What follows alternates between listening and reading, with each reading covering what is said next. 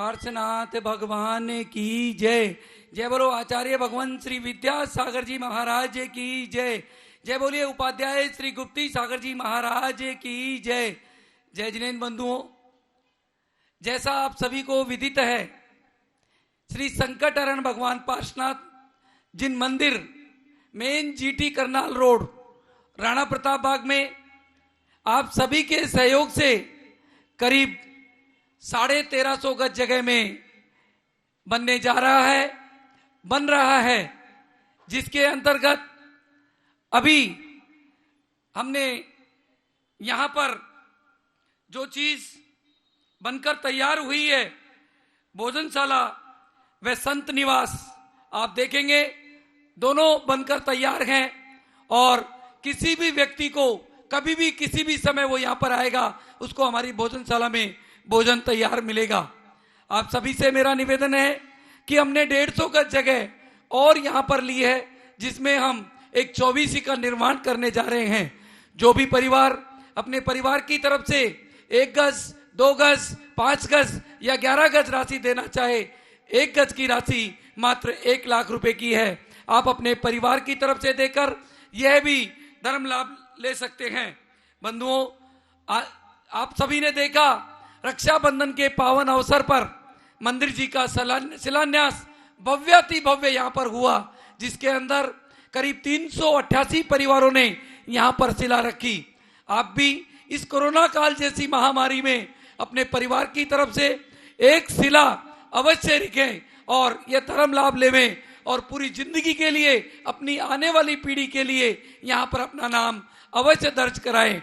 बंधुओं, जो शिलाएं रखी हैं उन शिलाओं की राशि भगवान पार्श्वनाथ शिला जिसकी राशि 1,08,000 रुपए की रखी है, रत्न शिला जिसकी राशि 51,000 रुपए की है, स्वर्ण शिला जिसकी राशि 31,000 रुपए की है, रजत शिला जिसकी राशि 11,000 रुपए की है और ताम्र शिला जिसकी राशि मात्र 5100 रुपए की रखी है। आप अपने परिवार की तरफ से एक शिला अवश्य रख करके जैन धर्म के इतिहास को हमें उस तरीके से बनाना है जिस तरीके से राम मंदिर में सभी के द्वारा शिलाएं रखी है।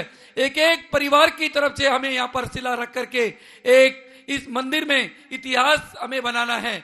वह इतिहास जब ही बनेगा जब आप सभी लोग मिलकर के यहाँ पर हर परिवार यहाँ पर शिला रखेगा।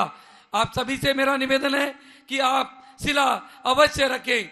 जैसा आप सभी ने देखा, अभी हमने यहाँ पर एक गुप्ती सागर मैट्रिकल चैरिटेबल सेंटर का उद्घाटन 15 अगस्त को किया और उसके अंदर अभी रोज 15 से 20 भाई बहन यहाँ पर आकर के उस सुविधा का लाभ ले रहे हैं।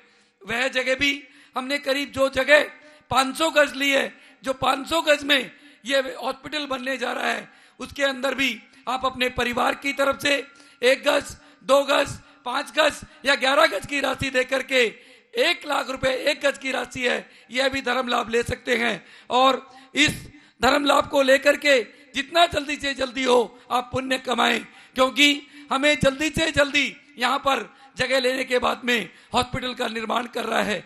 संपूर्ण पैसा आप एटीजी के अंदर दे सकते हैं। एटीजी की रसीद लेकर के इसका भी बेनिफिट आप ले सकते हैं। उसी तरीके से आप सभी ने देखा यहाँ पर रोज शांति धारा सुबह 6:30 बजे जिनवाणी चैनल के माध्यम से और 11 बजे पारस चैनल के माध्यम से होती है। आप अपने परिवार की तरफ से अगर 1 दिन की शांति धारा करानी हो 1100 रुपए, 3 दिन की 2100 रुपए, 7 दिन की 5100 रुपए, 15 दिन की 7100 रुपए और 1 महीने की शांति धारा मात्र 11,000 रुपए में करवा सकते हैं। इसी तरीके से यहाँ पर रोज गरीबों को भोजन करवाया जा रहा है, जिसे भी 15 महीने हो गए और करीब 4 लाख लोगों को अभी तक हम भोजन यहाँ पर करवा दिया है।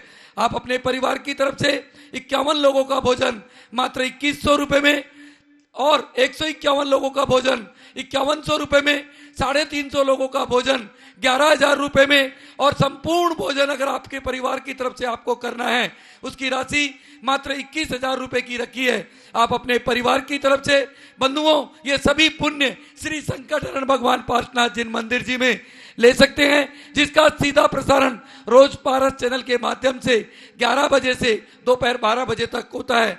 बंधुओं, आप सभी लोग जो भी मेरी आवाज सुन रहे हैं दिल्ली से, बाहर से या विदेशों से, इस कार्य में भाग लेकर के हमारा साथ देवें, जिससे इस मंदिर का व हॉस्पिटल का निर्माण हम जल्दी से जल्दी करके इस कार्य को कर सके। जय जिनेंद्र। मैं पवन जैन गोदा, राणा प्रताप बाग, दिल्ली से। श्रीमान वीरेंद्र जी, पायल जी, सोनी परिवार, प्रीत विहार परिवार की ओर से आज का दीप प्रज्वलन यहाँ पर आप सभी के समक्ष किया जा रहा है। एक ऐसा परिवार जिसकी भूमिका इस मंदिर के अंदर इतनी है कि आप सोच भी नहीं सकते हैं। मेरा निवेदन श्रीमान वीरेंद्र जी जैन, पायल जी जैन, सोनी परिवार से कि आज का दीप प्रज्वलन करके और कार्यक्रम की शुरुआत करें। आज का मंगलाचरण श्रीमती पायल जैन प्रीत विहार से हमारे बीच में है, उनके द्वारा वह शुभम जैन जो कि हमारे यहीं पे इस मंदिर से जुड़े हुए हैं, उनके द्वारा आप सभी के समक्ष अभी किया जा रहा है। जय बोलिए उपाध्याय गुरुवर 108 श्री गुप्ती सागर जी मुनि महाराज की जय। भरोसा मत करो, सांसों की डोरी टूट जाती है, छतें महफूज रहती है, हवेली टूट जाती है। भरोसा मत करो, सांसों की डोरी टूट जाती है, छतें महफूज रहती है, हवेली टूट जाती है। कहीं कोई कलाई एक चूड़ी को तरसती है, कहीं कोई कलाई एक चूड़ी को तरसती है, कहीं कंगन के झटके से कलाई टूट जाती है, कहीं कंगन के झटके से कलाई टूट जाती है। भरोसा मत करो, सांसों की डोरी टूट जाती है, छतें महफूज रहती है, हवेली टूट जाती है। लड़कपन में किए वादों की कीमत कुछ नहीं होती, लड़कपन में किए वादों की कीमत कुछ नहीं होती।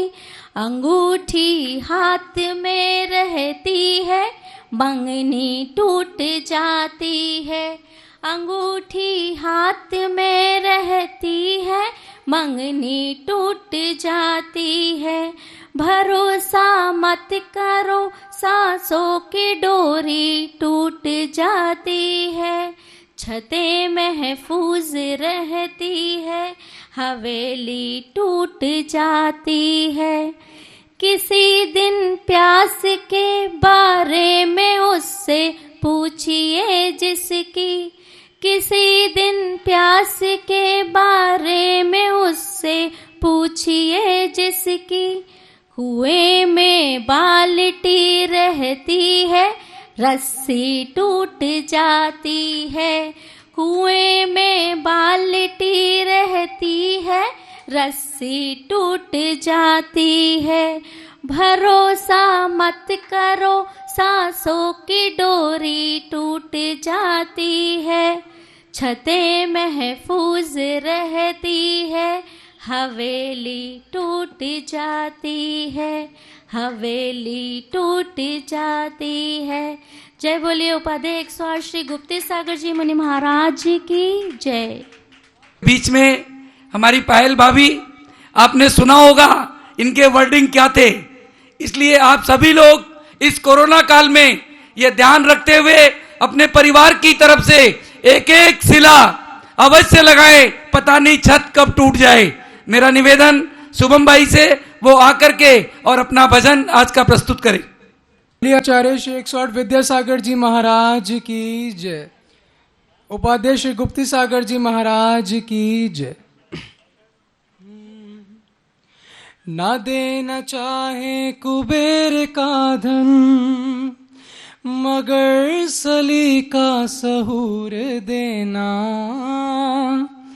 ना देना चाहे कुबेर का धन मगर सलीका सहूर देना, उठा के सर जी सकूं जहां मैं, उठा के सर जी सकूं जहां मैं, बस तेने इज्जत जरूर देना, उठा के सर जी सकूं जहां मैं, बस तेने इज्जत जरूर देना।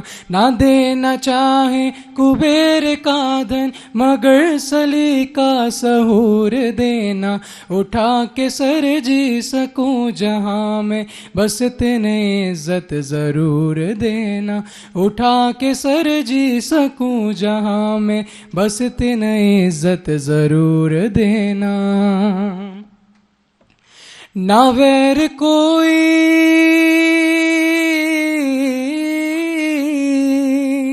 ना कोई नफरत, ना वैर कोई ना कोई नफरत, नजर ना आए कोई बुराई, ना वैर कोई ना कोई नफरत, नजर ना आए कोई बुराई, हर एक दिल में तू दे दिखाई, हर एक दिल में तू दे दिखाई, मेरी नजर को वो नूर देना, हर एक दिल में तू दे दिखाई, मेरी नजर को वो नूर देना। ना देना चाहे कुबेर का धन मगर सलीका सहूर देना, उठा के सर जी सकूं जहां मैं, बस इतने इज्जत जरूर देना। तेरी कृपा से मैं जो भी पाऊं हमेशा औरों के काम आए,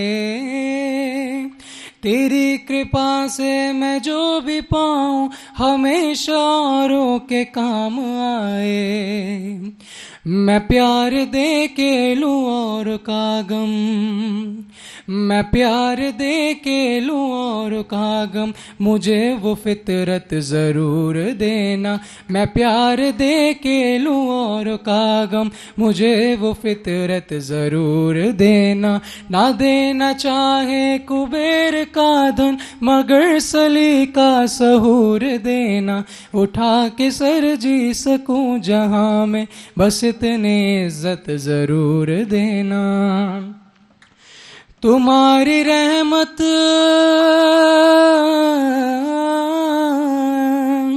हमेशा बरसे, तुम्हारी रहमत हमेशा बरसे, हजारों सुख भोगूं इस जहां के, तुम्हारी रहमत हमेशा बरसे, हजारों सुख भोगूं इस जहां के, अमीर बनकर हंसूं किसी पर, अमीर बन के हंसूं किसी पर, मुझे न ऐसा गुरूर देना, अमीर बनकर हंसूं किसी पर, मुझे न ऐसा गुरूर देना।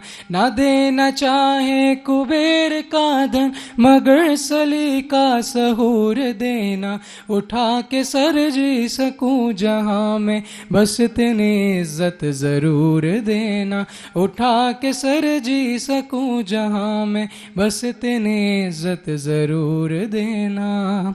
बोले गुप्ती सागर जी महाराज की जय। ये थे हमारे समाज से ही शुभम भैया, जिनका इतना सुंदर भजन आपने सुना। अब 2 मिनट और हमारे बीच में हमारे दीपक भैया, जो हमारा गुप्ती सागर चैरिटेबल मेडिकल सेंटर चल रहा है उसके बारे में आपको बता रहे हैं। आप सभी से निवेदन है कि यह सुविधा आप सभी के लिए यहाँ पर की गई है। आप किसी भी समय शाम को 5 बजे से शाम को 7:30 बजे तक यहाँ पर रोज डॉक्टर ओपीडी में बैठते हैं। आपके उसकी संपूर्ण जानकारी आपको यहाँ से दी जा रही है। गुरुदेव के चरणों में मेरा शत नमन। पीछे जो गुरुदेव के आशीर्वाद से ये चैरिटेबल मेडिकल सेंटर बनाया गया है, आप सबसे निवेदन है कि आप इसका जो भी लाभ लेना चाहें, प्रतिदिन 5 से 7 सिर्फ रविवार को छोड़ के हमारे डॉक्टर एसके जैन, जो कि बहुत ही अच्छे सुलझे हुए डॉक्टर हैं, बहुत ही एक्सपीरियंसड है, हमारा खुद का काफ़ी सालों से आजमाया हुआ है, सभी जैन परिवारों में बहुत ही पॉपुलर हैं। तो आप सबको कोई भी प्रभु ना करे जरूरत पड़ने पर आप उसका लाभ जरूर लें। आज से एक डाइटिशियन भी हमने रख दिया है वहाँ पे, क्योंकि आज के समय में सबको एक डाइटिशियन की जरूरत जरूर है, क्योंकि आज जो खाने के अंदर जो विकार हो गए हैं उसकी वजह से बीमारियाँ ज़्यादा हैं। तो हफ्ते में 3 दिन डाइटिशियन बैठेंगी, डाइटिशियन ईशा जैन 5 से 7 ही बैठेंगी वो भी, ताकि आपको बार बार आके समय का दिक्कत ना हो। सोमवार, बुधवार और शनिवार को। और कल से गायनेकोलॉजिस्ट डॉक्टर शालू जैन, जो कि संत परमानंद में है, बहुत अच्छी डॉक्टर हैं, वो भी बैठेंगी हर शनिवार को 12 से 2 बजे। तो जो भी महिलाएं, माताएं, बहनें उनसे परामर्श लेना चाहें, दवाई लेना चाहें, ट्रीटमेंट कराना चाहें, वो हर शनिवार को 12 से 2 बजे वहाँ जाकर ले सकती हैं। धीरे धीरे इस मेडिकल सेंटर में डॉक्टर्स की संख्या बढ़ेगी, हर तरह के डॉक्टर्स रखे जाएंगे। आपकी सेहत के लिए प्रयास होते रहेंगे, गुरुदेव का आशीर्वाद हम पर बना रहेगा और हम सब इसमें तन मन धन से सहयोग करें और इसका पूरा लाभ लें। आप सबसे मेरा यही निवेदन है, आपके जहाँ भी जो भी लोग जानकार हैं, रिश्तेदार हैं, पड़ोसी हैं, उनको इसके बारे में बताएं ताकि वो इसका लाभ ले सकें। धन्यवाद। जय जिनेन्द्र। गुरुदेव को एक बार फिर नमन। आप सभी लोग इस सुविधा का अधिक से अधिक फायदा उठाएं। आगे आने वाले समय में हम यहाँ पर डेली डॉक्टर बिठाएंगे, अलग अलग विभाग के अलग अलग डॉक्टर बिठाएंगे। इन सब सुविधाओं का लाभ आप अवश्य लेवें। मेरा निवेदन बड़ी दीदी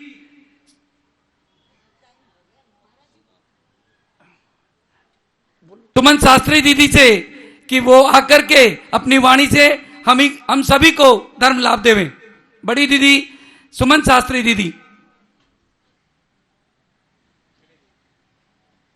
ओम नमः सिद्धेभ्यः, ओम नमः सिद्धेभ्यः, ओम नमः सिद्धेभ्यः।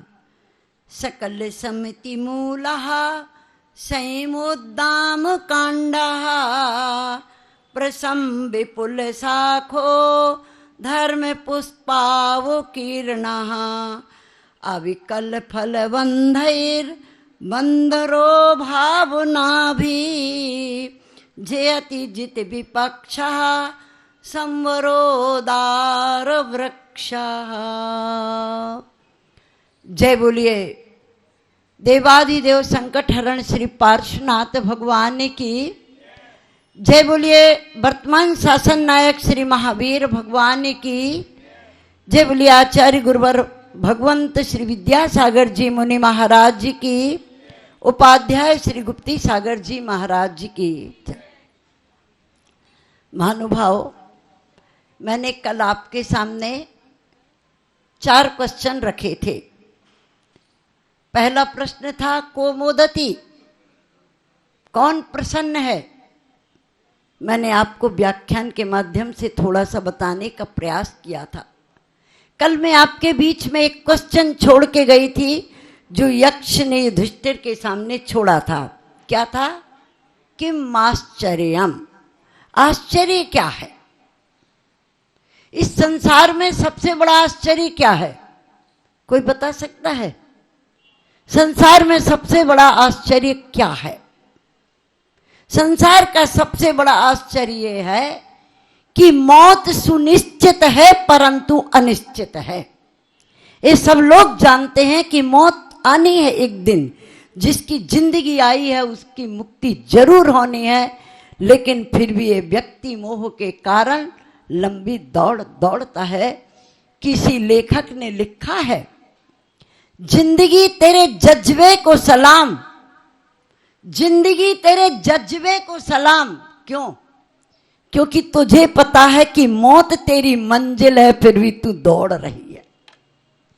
जिंदगी को इसलिए प्रणाम किया कि उसको पता है कि मेरी मंजिल मौत है, फिर भी वो बेहताशा भागी जा रही है। इस क्या आश्चर्य नहीं है ये? मैं आपसे पूछना चाहूंगी कि आप लोग, हम सभी लोग प्रतिदिन किसी ना किसी की मृत्यु को देखते हैं, मरते हुए देखते हैं। कंधा दे करके उसको श्मशान में ले जाते हैं, मुखाग्नि देते हैं, फिर भी हमारे मन में कोई परिवर्तन नहीं होता। कोरोना काल में हमारे बीच से कितने लोग गए, कंधे भी नहीं दे पाए, मुखाग्नि तो बहुत दूर की बात, देख नहीं पाए। फिर भी हमारे अंदर यदि पल भर को थोड़ा सा एहसास होता है तो इतना ही होता है कि वास्तव में जिंदगी कुछ नहीं है।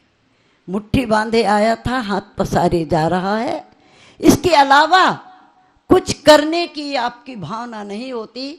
पल दो पल थोड़ा सा वैराग्य, जिसे हमारे बुंदेलखंड में मरघटिया वैराग्य कहते हैं, जब स्मशान में होता है तो ऐसा लगता है कि सब कुछ व्यर्थ है। लेकिन जैसे ही घर लौट के आते हैं वो सब वैराग्य के भाव वैसे ही खत्म हो जाते हैं। महिलाओं से पूछिए, आप भी देखिए, आप भी जानते हैं।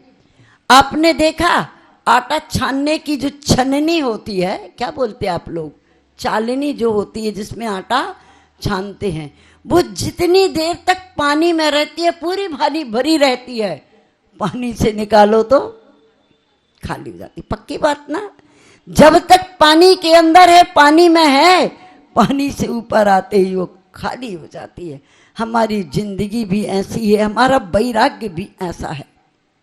आपने कभी विचार किया कि अंजलि का नीर बूंद बूंद करके निकल जाता है और अंजलि खाली हो जाती है। कभी माताओं ने विचार किया, काजल की छोटी सी डिब्बी होती है, कितनी छोटी, बहुत छोटी, और आप अंगुली में थोड़ा सा काजल लेते हैं, लेते लेते एक दिन ऐसा वक्त आ जाता है कि आपकी काजल की डिब्बी खाली हो जाती है। हमारी जिंदगी का भी यही हिसाब है। एक एक पल बीत बीत करके संपूर्ण आयु के निषेक निकल करके एक दिन हमें स्मशान की मिट्टी में मिला देते हैं, हमारी आयु पूर्ण हो जाती है। किसी ने बड़ा सुंदर लिखा है कि कर्ज की जिंदगी में मौत का तकाजा कब आ जाए। ये हम कर्ज लेके आए हैं जिंदगी का, इसमें मौत का बुलावा, मौत का तकाजा कब आ जाए नहीं पता। आप जब किराए के मकान में रहते हैं तो आप बताइए कि आपको कितना मोह रहता है किराए के मकान से। कोई खास मोह नहीं रहता। और यदि उसे खाली करने का वक्त आ जाए, आपकी अपनी कोठी बन जाए, या जो मकान मालिक है वो आपको खाली करने के लिए कह दे और आपको दूसरा मकान देखना पड़े, तो आप क्या करते हैं? अरे उसमें ढंग से झाड़ू भी नहीं लगाते कि 15 दिन के बाद तो मुझे इस मकान को छोड़ना है, जाले भी लग जाते हैं, क्योंकि आपका ममत्व तो उसमें नहीं रह जाता। आप सोचते हैं कि किराए का मकान है, खाली तो आज नहीं तो कल करना है, फिर इसमें मोह कैसे? मैं आपसे यही जानना चाहती हूँ, ये शरीर जो है ये क्या है? ये शरीर जो है वो किराए का मकान है, इसे तो हमें छोड़ना ही छोड़ना है, फिर इसमें मोह कैसा, इसमें राग कैसा? परंतु संसारी व्यक्ति की स्थिति पर आचार्य हंसते हुए कहते हैं, शीर्यते शरीरम शरीरम शीर्यते नासा गलती आयु न पापधि मोहम स्फुरति नात्मार्थः पश्य वृत्त शरीरिलाम। इस संसारी प्राणी के चरित्र को तो देखो, ये जानता है कि शरीर शीर्ण हो रहा है, क्षीण हो रहा है, गल रहा है, परंतु इसकी आशा गलित नहीं होती। आशा ज्यों की त्यों यौवनवती बनी हुई है। गलती आयु, आयु क्षण क्षण बीत रही है, परंतु इसकी पाप बुद्धि अभी नष्ट नहीं हो रही। इसका मोह प्रतिदिन बढ़ता जा रहा है, न आत्मार्थः, किंतु आत्महित करने की बुद्धि इसकी पैदा नहीं हो रही। इस चरित्र को तो देखो मनुष्य के। महानुभाव, हमारी स्थिति बिल्कुल वैसी है जैसे कभी आपने देखा हो जंगल में दावानल लग गया है, चारों ओर आग ही आग दिखाई दे रही है, और उसके बीच में कोई एक वृक्ष है। उस वृक्ष पर एक मनुष्य बैठा है और वो मनुष्य जान रहा है कि आग बढ़ती आ रही है, वो देखता है कि ओहो ये जल गया, ये जल गया, ये जल गया, ये जलने वाला है, किंतु उसको अपनी विपत्ति आने वाली है मेरे ऊपर ये दिखाई नहीं देता। जब जंगल में आग लग चुकी है, चारों ओर से निकलने का कोई रास्ता नहीं है, तो तेरा नंबर भी तो आएगा। ये क्यों भूल जाता है? ये हम सब भूल जाते हैं। और मुझे एक छोटा सा प्रसंग याद आया, बिल्कुल छोटी सी बात आपसे कहूंगी, कोई उदाहरण नहीं है, कोई कहानी नहीं है। जिस व्यक्ति को ये बोध हो जाता है कि मेरे आयु के पल बीत रहे हैं, मुझे किराए का मकान खाली करना है, मौत का तकाजा कभी भी आ सकता है, वो क्या करता है? अपने मस्तिष्क को द्वादश भावनाओं से अनित्य, अशरण, अन्यत्व, एकत्व, असुचित्व, संवर आदि 12 भावनाओं के माध्यम से अपनी आत्मा को सजाने की कोशिश करता है, अपनी जिंदगी को सजाने की कोशिश करता है। जिंदगी हमें मिली थी किस लिए? मन की मंदिर की बेदी थी। ये जिंदगी हमारे मन मंदिर की बेदी थी, आज ये कोठियों की शोभा बन गई। जिंदगी हमारी पूजन की थाली थी, आज नाश्ते की तस्तरी बन गई। क्या किया हमने? तो मैं आपको ये बता रही थी कि लक्ष्मण के पुत्रों को वैराग्य उत्पन्न हो गया। किसके? लक्ष्मण के पुत्रों को वैराग्य उत्पन्न हो गया। तो वो श्री राम से बोले, तात श्री प्रणाम प्रणिपात, मुझे आज्ञा दीजिए, मैं वन की ओर प्रस्थान कर रहा हूं। तो रामचंद्र जी छायक सम्यक दृष्टि जीव, किंतु चारित्र मोहिनी कर्म का इतना तीव्र उदय कि वो क्या कहते हैं? कहते हैं, अरे रे रे, इन बालकों को तो देखो, ये बावरे हो गए हैं, इन्हें कौन सा नशा चढ़ गया जो यौवन में कहते हैं कि मैं दीक्षा लेऊं, मैं दीक्षा लूं। तो लक्ष्मण के पुत्रों ने बड़ा सुंदर जवाब दिया, तात श्री मुझे आश्चर्य होता है, तात श्री मुझे आश्चर्य होता है कि भोगों के भुजंग पर, पंचेंद्रियों के भुजंगों के फड़मंडप पर आप बैठे हो और आपको भय नहीं लग रहा। कितनी सुंदर बात कही उन बच्चों ने। महानुभाव, हमें भी ये सीख लेना चाहिए कि हम अपनी जिंदगी को जो कुछ बनाने के लिए यहाँ आए थे वो हमें बनाना चाहिए। हमें अपने जीवन की डोरी को छोटा करना है और हमारे जितने अरमान हैं उन अरमानों को क्या करना है? जिंदगी की डोर जो है छोटी होती जा रही है और अरमानों की डोर बढ़ती जा रही है। हमें अरमानों की डोर को छोटी करना है और जिंदगी को सही तरीके से जीना है, क्योंकि किसी ने बड़ा सुंदर कहा है, जाल समेटा करने में भी वक्त लगा करता है माझी, अब तो जाल समेट। हे माझी, संध्या हो रही है। किसकी? जीवन की संध्या हो रही है। कब मौत की अंधेरी रात्रि में ये परिवर्तित हो जाए कुछ नहीं कहा जा सकता।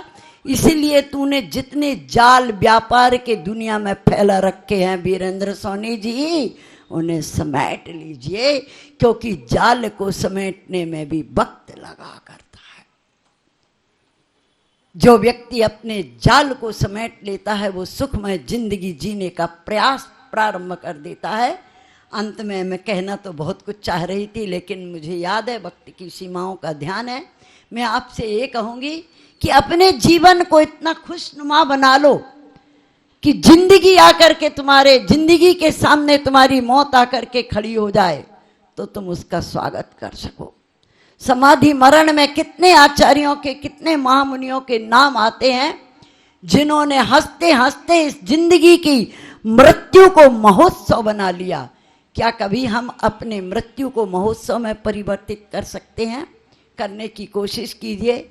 मैंने अपने जीवन में अनुभव किया है। एक दिन मैं लेटी थी, मेरा सब कुछ समाप्त था, डॉक्टर नब्ज पकड़े था और कह रहा था, दीदी वक्त नहीं है, अब तुम्हें जो कुछ करना है आप अपना काम कर सकती हैं।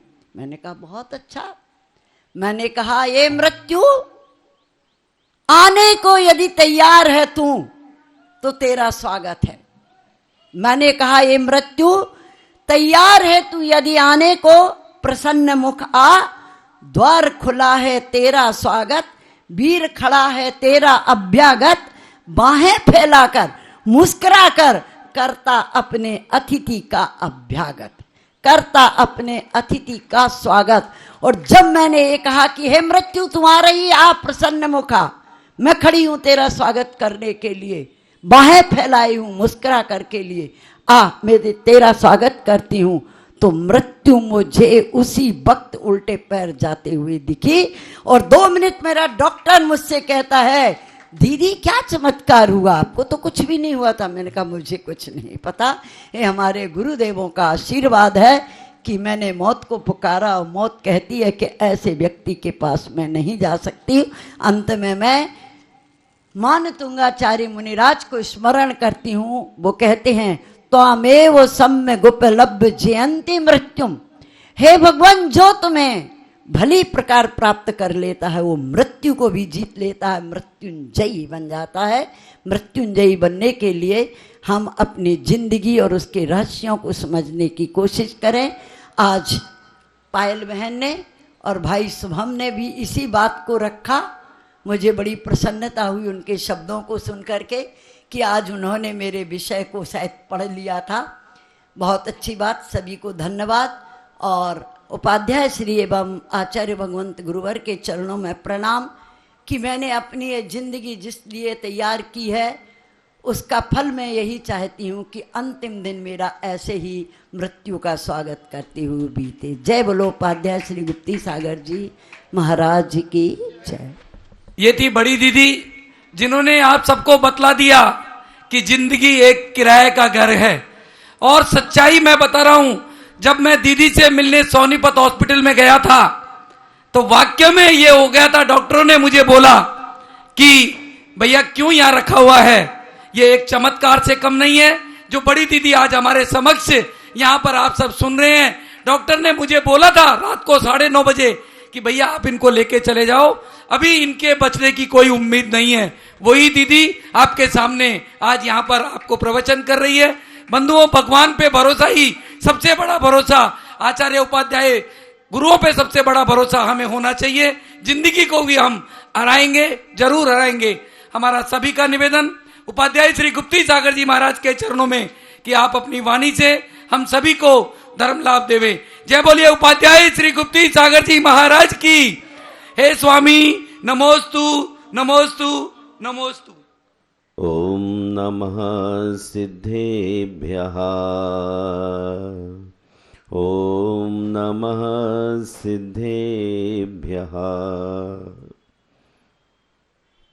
प्रशान्तमतिगम्भीरं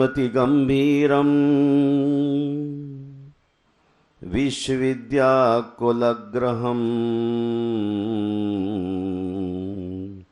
भव्यैकशरणं जीयात् श्रीमत् सर्वज्ञ शासनम। जो सर्वज्ञ का शासन अतिशय शांत, अत्यधिक गंभीर, समस्त विद्याओं का कुल ग्रह, भव्य जीवों के लिए शरणभूत और लक्ष्मी से संपन्न है, वह जयवंत रहे।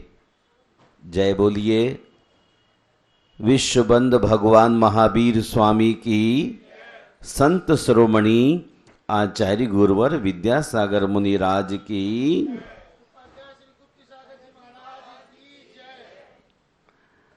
धर्म स्नेह बंधुओं,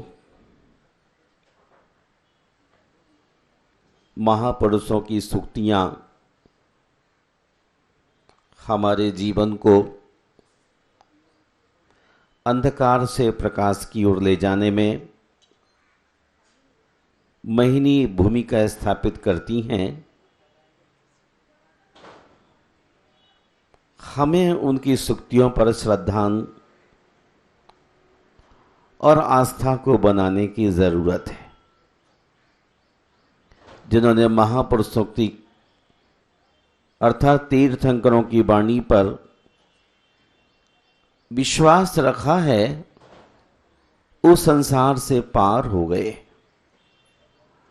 प्रबोधाय विवेकाय हिताय प्रशमाय च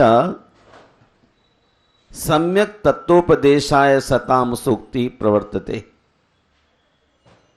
सत्पुरुषों की सुंदर वाणी पदार्थों के विशिष्ट ज्ञान, विवेक, हित, कषायों की शांति तथा समीचीन तत्वोपदेश के लिए होती। सत्पुरुषों की वाणी पदार्थों के विशिष्ट ज्ञान ही भेद विज्ञान है। अच्छे बुरे की समझ सत्पुरुषों की वाणी से होती और हम उनकी वाणी को आत्मसात करके अपने ज्ञान विज्ञान को विवेक पूर्वक हित के मार्ग पर लगा लेते। इतना ही नहीं, कषायों की शांति, सचमुच एक कसाई ही अनंत काल तक इस जीव को जगत में दुख दे रही हैं। कषायों से मुख मोड़ लिया जाए तो संसार बिल्कुल ही जीरो हो जाए, किंतु क्रोध, मान, माया, लोभ, ये चार कषाएं इस जीव को अनंत काल से अपने कब्जे में ले रखी है। हम सोचते हैं क्रोध करना नहीं चाहता हूं, पर हो जाता है। सामने वाले व्यक्ति ने क्रोध दिला दिया। क्रोध कोई दिला नहीं सकता है। यदि यहां पर करंट बह रहा है तो बल्ब में लाइट आ सकती है स्विच पर हाथ रखते ही। हमारे भीतर यदि क्रोध है तो निमित्त बनने पर प्रकट हो जाता है। क्रोध कोई दिला नहीं सकता है, दिलाने वाली चीज भी नहीं है, वह तो हमारी आत्मा का विभाव है। हम स्वभाव में रहें तो कौन सी मुश्किल है। पानी का स्वभाव, जल का स्वभाव शीतलता है, लेकिन मां बहनें जब उसे गैस पर रख देती हैं तो वह गर्म होता हुआ काफी उबलने लग जाता है और उस जल में फिर हम अपना चेहरा भी नहीं देख पाते। और जब उसको गैस से उतार दिया जाता है तब वह अपने स्वभाव को उपलब्ध होता है, शीतल हो जाता है, शांत हो जाता है, ठहर जाता है। उसमें पुनः हमें अपना चेहरा दिखलाई पड़ने लग जाता है। महानुभाव प्रबोधाय विवेकाय हिताय प्रशमाय च। महापुरुषों की सुंदर वाणी पदार्थों के विशिष्ट ज्ञान हेतु अच्छी समझ, श्रावक अपने विवेक का, कॉमन सेंस का इस्तेमाल करने लग जाता है। इतना ही नहीं, अपने हितों की समझ आ जाती है। 10 वैकालिक में कहते हैं, सोचा जाने कल्याणम, सोचा जानम पावगम, उभयम भी सोचा जानई, जम छेयम तम समाया रे। हम सुनकर ही कल्याण की बात को जानते और अकल्याण की बात को, दोनों ही बातें सुनकर जानी जाती हैं। बुद्धिमान व्यक्ति का कर्तव्य है श्रेयस का चयन करें, अश्रेयस का विमोचन। जो समझदार होता है अश्रेयस का विमोचन कर श्रेयस के पथ पर चल पड़ता है। उसे कषायों की शांति करने का मार्ग मिल जाता है और समीचीन तत्वोपदेश के लिए हर पल सहर्ष खड़ा होता है। सुभचंद्र आचार्य महाराज कहते हैं, तत्श्रुतम तच्च विज्ञानम तद्ध्यानम तत्परम तपः अयमात्मा सदा अयमात्मा यदा साध्य स्वस्वरूपे लयम ब्रजेत। महानुभाव, जिसको प्राप्त करके यह जीव आत्म स्वरूप में लीन हो जाता है। उसे ही यथार्थ में श्रुत कहते हैं, उसे ही विज्ञान कहते हैं, उसे ही ध्यान कहते हैं और उसे ही उत्कृष्ट तप कहते हैं, जिसको प्राप्त करके यह जीव आत्मा में लीन हो जाता है। शाश्वत निधि का धाम है, क्यों बनता तू दीन, निज में होकर लीन। पंडित प्रवर दौलत राम जी कहते हैं, तोरी सकल जगदंद फंद निज आत्म ध्यावे।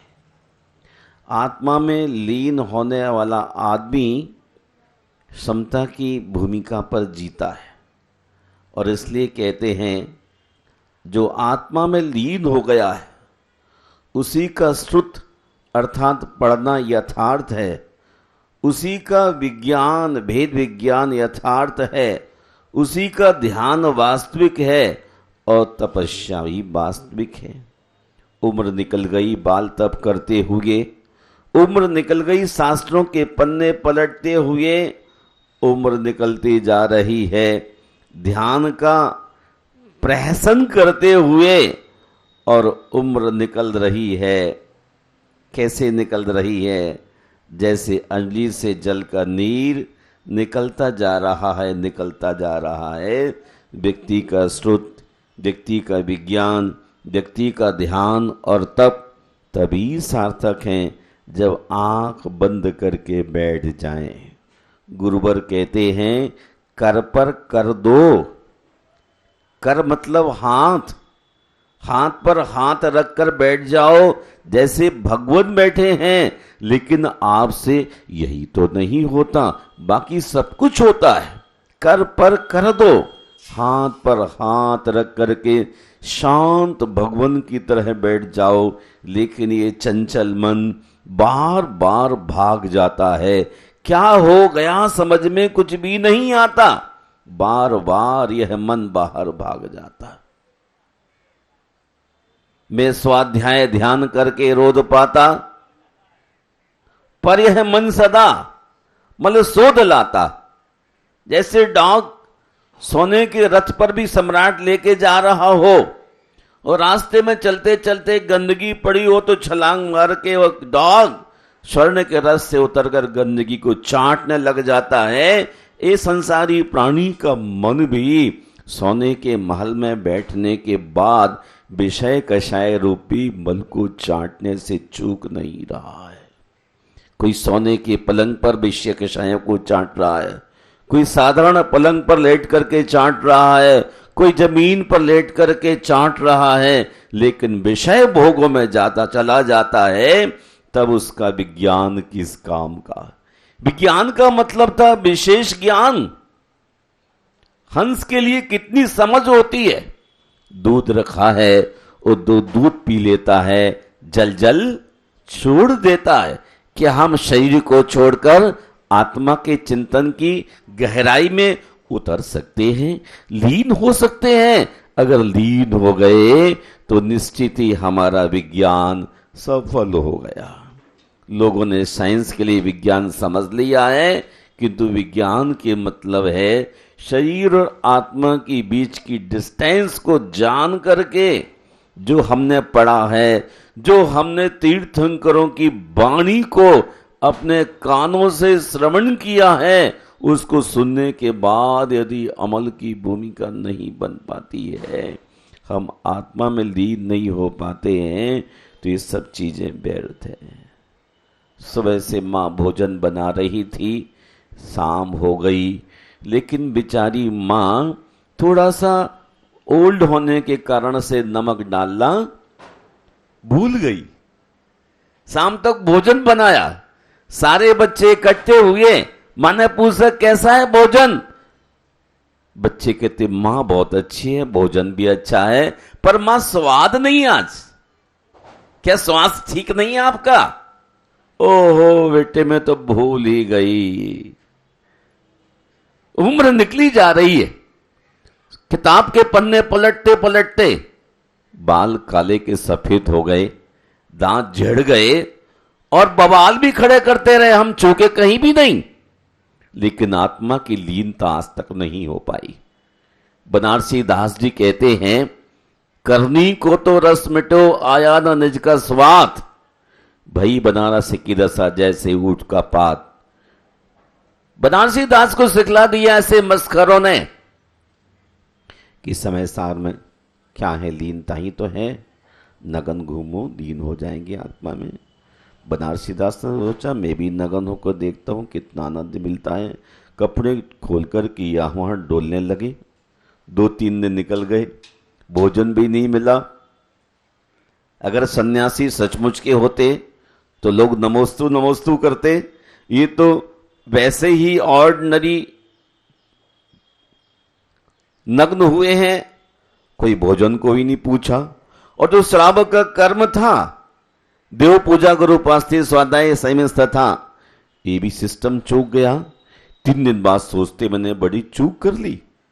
करनी को तो रस मिटा, जो रोज करता था अपना अच्छा कर्म शुभ कर्म क्रियाएं, वो भी हाथ से चूक गई, और जो बनना था वो भी हाथ में नहीं आया। वही दुर्दशा आप लोगों की धरती पर आज हो रही है। आप शास्त्रों के पन्ने सुबह से पलटते रहते हैं, लेकिन आत्मा में लीन नहीं हो पाते हैं। लीन कैसे हो? आत्मा में लीन होने के लिए जो आपने बाह्य आडंबर ले रखा है, परिग्रह, उसको छोड़ना ही होगा। सुवचंद्र मुनि राज के अनुसार यदि परमाणु माध्वी अटैचमेंट रहता है तो आदमी को ध्यान नहीं होता है। और समय सार में तो कहते हैं प्रमाण मित्यम प्यु रागादीनम विजदे यस नबी सो जानदी अप्पा एडयम तो सब्बा गमुद्रोबी। संपूर्ण शास्त्रों का जानकार होने के बाद भी यदि थोड़ा भी परमाणु जितना अटैचमेंट शरीर से रह जाता है तो भी उसको आत्मा की अनुभूति नहीं हो सकती। उम्र निकल गई, स्थिर हो गया, जाने का वक्त आ गया, रस्सी टूटने वाली है, रस्सी टूटने वाली है, लोटा कुएं में रहने वाला है, लेकिन अभी आप समझने को तैयार नहीं हो रहे। आप कहते नहीं मेरा लोटा नहीं, रस्सी तो अपने पुद्गल की पर्याय है। गलन पूरण, कई बार रस्सी गई ऊपर नीचे, पुरानी हो गई, टूटने वाली है, डोर अब टूट जाएगी। लेकिन आप सोचते नहीं मेरी डोर क्यों टूटेगी, किसी और की टूटेगी, मेरी डोर क्यों टूटे? डोर है, वो वक्त पर टूटने वाली है। आप शास्त्र का स्वाध्याय करें, लेकिन भेद विज्ञान पूर्वक करें। आत्मा में लीन होने की स्थिति बने तो हमारा स्वाध्याय का कोई मतलब निकलने वाला है। जो आप सुबह से उठ लेते हैं और उपवास रख लेते हैं, शरीर भूखा है, पर ये लंघन है। उपवास के मतलब होता है आत्मा के नजदीक पहुंचना। जितना आत्मा के नजदीक पहुंचेंगे उतने उपवास को सार्थक कर पाएंगे। हम तपस्या तो कर रहे हैं, लेकिन लीनता वाली तपस्या नहीं। लीन होना सीखिए प्यारे बंधुओं। जो थोड़ा बैठ करके आंख बंद करके भगवान की तरह कर पर कर, हाथ पर हाथ देकर बैठने लग जाएंगे। कुर्सी पर नहीं बैठना बाबा जी लोगों। हाँ, मन ही न ठहरेगा, शरीर को आराम मिलेगा, लेकिन मन न ठहरेगा। आपको पद्मासन अथवा खड़गासन मुद्रा में ही ध्यान के लिए आहूत करना पड़ेगा। हाँ, ज्यादा खतरनाक स्थिति शरीर की हो तो फिर आपकी मर्जी है, लेकिन जिस ध्यान की बात की जा रही है, जिसको प्राप्त करके है जीव आत्म स्वरूप में लीन होता है, वह यथार्थ श्रुत है, वही यथार्थ विज्ञान है, वही यथार्थ ध्यान है, और वही यथार्थ तप है। केवल आलू छोड़ देने से आप धर्मात्मा नहीं हो सकते हैं। मूली छोड़ने से धर्मात्मा की मात्र कैटेगरी नहीं आएगी। ये तो तामसी वृत्ति को कम करने के लिए, दूर करने के लिए है कि आलू, प्याज, लहसुन तामसी चीजें हैं। जब व्यक्ति सात्विक होगा तो मन स्थिर होगा। इसलिए तामसी पदार्थों, राजसी पदार्थों से आपका डिटैचमेंट बढ़ाया है। ये तो आपकी थी भी नहीं, फिर भी आपने एक्सेप्ट कर रखी थी, तो आपको याद दिलाया है कि आपकी अपनी नहीं है, इससे हटो और अपने स्वभाव में आओ। जो स्वभाव में आएगा वह व्यक्ति ही जीवन को सार्थक कर पाएगा। महापुरुषों की ये सुंदर सूक्तियां, विशिष्ट ज्ञान हमारे विवेक के लिए, हमारे हितों के लिए और कषायों को शांत करने के लिए तत्पर हो रहा है। आइए हम आत्म कल्याण की दिशा में थोड़ा आगे बढ़ने का पुरुषार्थ कर लें। भगवान पारशुनाथ ने अपनी सारी इच्छाओं को काट करके ही कर्मों को पटकनी दी है और मुक्ति का संपादन किया है। ऐसे पार्श प्रभु का यहाँ जिन मंदिर निर्मित होने जा रहा है, सबके लिए अपने हितों का, अपनी अच्छी बुरी समझ का बोध यहाँ जरूर मिलेगा। जो एक बार पार्श प्रभु को देख लेगा उसे कुछ न कुछ जरूर मिलेगा। इसलिए आइए पार्श प्रभु के चरणों में बैठिए और वेद विज्ञान, तपस्या, श्रुत सब चीज़ों का फल आंख बंद करके कर पर कर देने से ही सिद्ध होगा। अर्थात आत्मा में लीन होना ही जीवन की सफलता है। जय बोलिए पार्श्वनाथ भगवान की जय।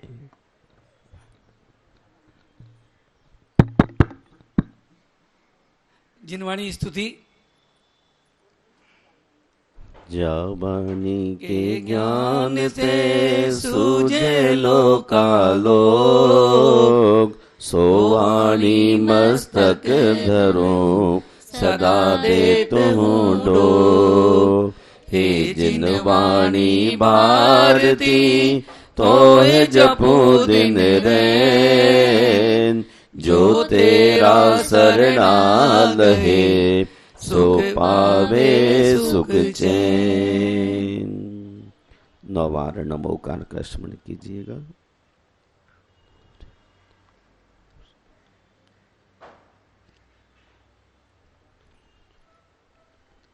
धन तंदुल पुष्प कई चारु सुदीप सुधूप पलार्घ्य कई धवल मंगल गाने रवा कुले जिन ग्रहे मुनिरा जिमं यजे।